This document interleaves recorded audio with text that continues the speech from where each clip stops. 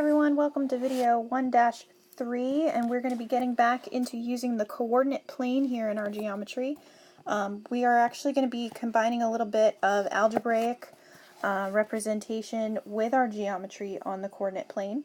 So in this section we're talking about transformations, and a transformation, as you can see in your definition here, I'm on page 31, is a function that changes the position, shape, or size of a figure. It could be a combination of all three of those things that it could change. It could just be one thing at a time that it could change. It could be a lot of different ways that the transformation could change a figure on the coordinate plane. When we talk about a figure, we could mean as simple as a single point. It could mean something as complex as a full triangle or a rectangle or something, but some sort of drawing on the coordinate plane gets changed, basically. It's called a transformation. A transformation has two stages. It has the pre-image stage, which is where the transformation or the figure starts out, and then it has the image, which is sometimes called the output. Really important to think, again, with notation and this whole foreign language of geometry. If we are talking about the pre-image, then you're just going to see a normal point, as you see here, capital A. If you see the image of that point, or basically where that point ends up after the transformation has happened, we use what's called prime notation. And that is simply, you just kind of see a little tick mark in the air. It's not an apostrophe because it's not curved, it's just a straight little symbol like that. But we say A prime. We would say the prime word after whatever the name of the point was initially.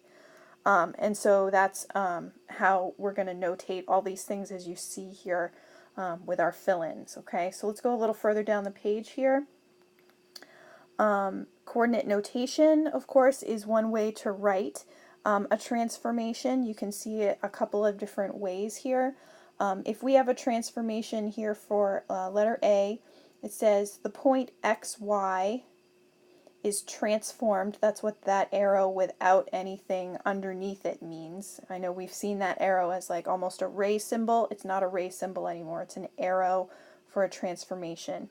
So a normal point xy gets transformed to the x coordinate -4 and the y coordinate all get -3 on them.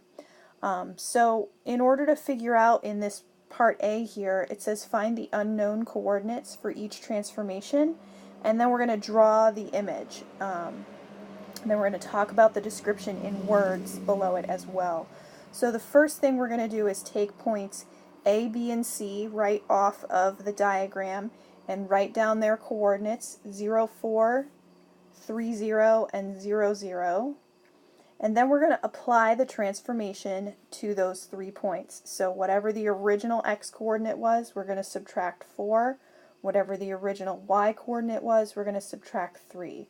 So 0 minus 4, 4 minus 3, 3 minus 4, 0 minus 3, and 0 minus 4, 0 minus 3 become the new coordinates.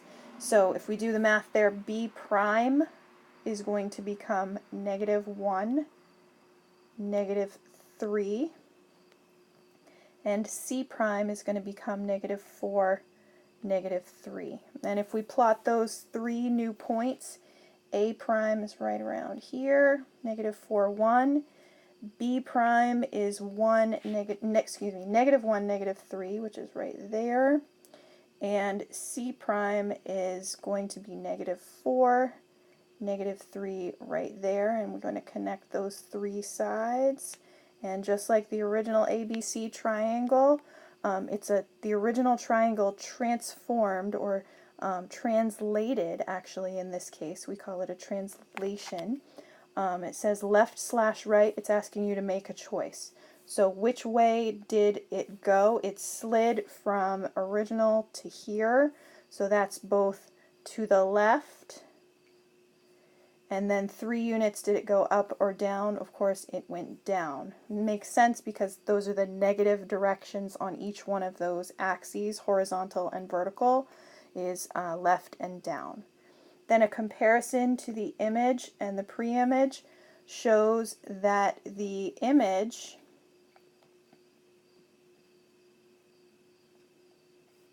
and the pre-image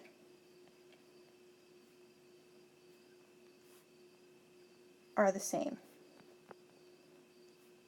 Nothing changed as far as the size of the figure or the shape of the figure, so they're the same. Moving to the next page, you can also have transformations where you have numbers multiplied by each coordinate, as you see here in part B. So we have our transformation rule is every xy gets transformed to the opposite x, and then y stays the same. Notice nothing's happening to that y coordinate, so it's just going to stay the same. But the x gets changed to the opposite, or multiplied by a -1 is another way to think about it. So that's going to be positive 4, 3, 1, 3, and 4, 1 are our new r prime, s prime, and t prime in that order. So let's plot those points. 4, 3 is going to be here. 1, 3 is going to be here. And 4, 1 is going to be here. So this time we've got our triangle, but it looks like it's facing a different direction. It almost looks like it kind of flipped over. Well, that's true. Reflection is the word that we use to describe that, and it is a flip. Just like translation is a slide, reflection is a flip. We want to know which thing did it flip over. Well, it looks to me like it flipped here from left to right over this axis, which is kind of like a mirror in the middle there that makes the reflection happen, and that would be the y-axis, of course. So we'll circle y-axis in our choices. And then a comparison to the pre-image shows that, again, if we think about the size of the figure, that the image and pre-image are what we call the same size. They're just oriented a little differently, meaning it's flipped over. Another way we can change the original image in part C here, as you see, is that we can multiply, not just a change the sign kind of multiply, but we're in this case we're doubling the x coordinate and leaving the y coordinate alone. This time we have a few more fill-ins. You know how your book works through these, so we're going to write down the coordinates that we see here. J is -1, 2. K is 2, 2 to begin with. And L is 2, -4. And that, again, is just reading those coordinates right off of the coordinate plane. Then we're going to apply the rule to each one of those. Our fill-in has us just rewrite the coordinates inside the box so we can do the math in one step here. So we're going to keep the x coordinate multiplied by 2, y coordinate keeps the same. And notice I'm just writing the coordinates in again. And now we'll do the math. So what's 2 times -1? That's -2, of course. Y is going to stay the same. 2 times 2 is positive 4, and the y coordinate stays the same again. 2 times 2 again is 4, y coordinate is staying at -4. So if I go ahead and plot those points, you're going to see some change happen again. J prime is going to go to there, -2, 2. K prime is going to go to positive 4, 2, so it's going to get stretched a little bit out that direction. And then L prime is going to be at 4, -4. So instead of 2, -4, we got 4, -4 right here. So notice if I connect these 3 points into our triangle, and I should have been labeling these all along. You guys should have been labeling your diagrams. So let's go through there. We'll label this as your K prime, J prime, and L prime. And I hope you're being a little bit more precise with your markings that I can't be with my stylus. But So it's a little different here with this particular transformation. The transformation is a stretch, as you can see, almost like we took the original triangle and silly putty stretched it, and it's been stretched along the x-axis, so it's definitely a horizontal stretch. By a factor of what? Well, that's by the number that x got multiplied by, so by a factor of 2. And then a comparison of the image to its preimage shows that they are not the same shape.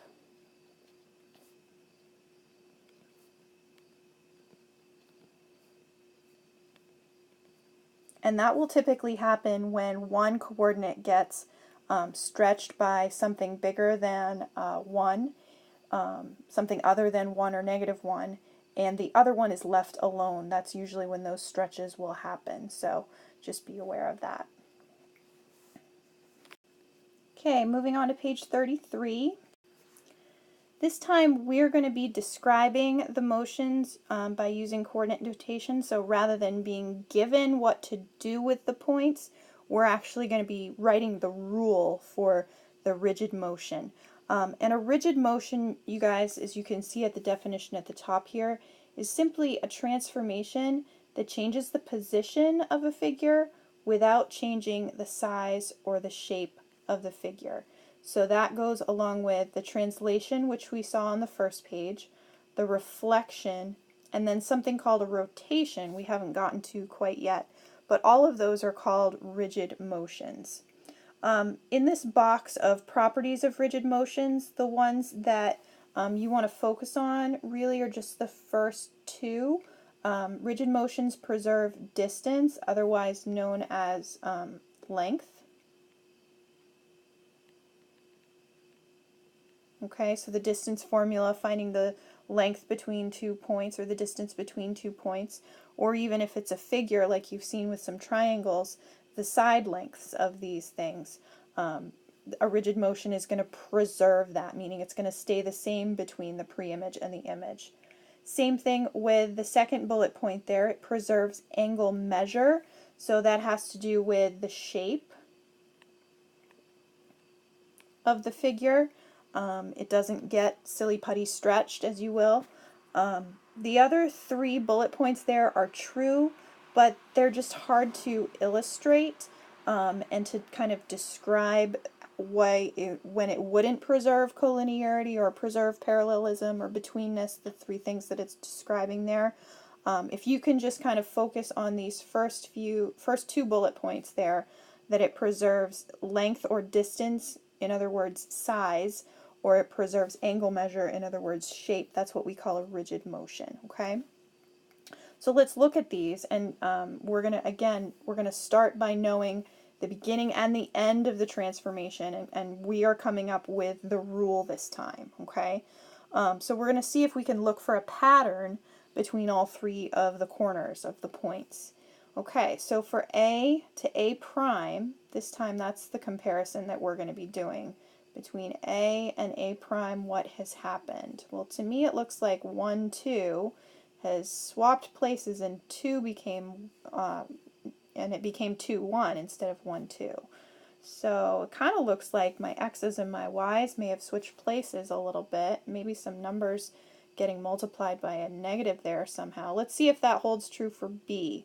4, 2 switched around to negative 2, 4. Interesting. Okay.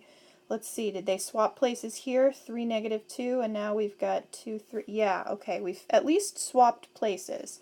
So we can at least start by writing, you know what, x, y changed and became, nope, y, x instead. Interesting. Okay. What else happened? Well, when the y coordinate became the x coordinate, not only did it change from the place of it, but it also changed sign. 2 changed to negative 2, and then here negative 2 changed to positive 2. So, okay, I think I'm just going to take and put change the sign negative in front of that y. Let's see if that works. So if I had a point before, let's go with A. If I take A, 1, 2, and I move that point here, here becomes negative 2, 1. Yes, that works. Okay, so if it's a rule that works, you guys, for all 3 coordinates, then that can be what we call the transformation rule. Okay.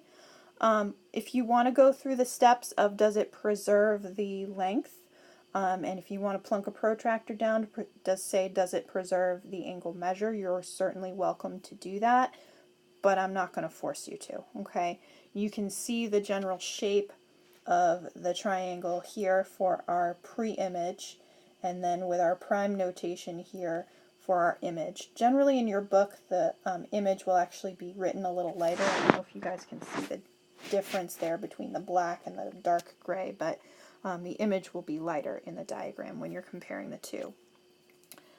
So yeah, that's what we have for our pattern, okay? On the next page you want to just do the exact same thing, a little different though, hang on.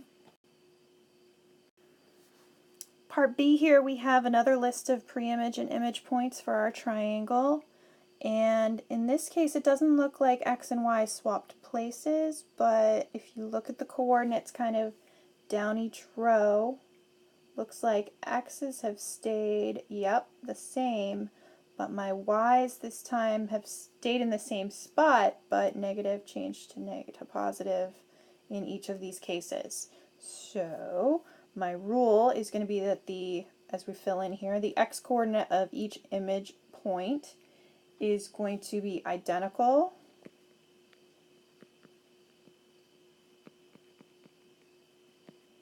to the X coordinate of the pre-image, but the Y coordinate of each image point is the opposite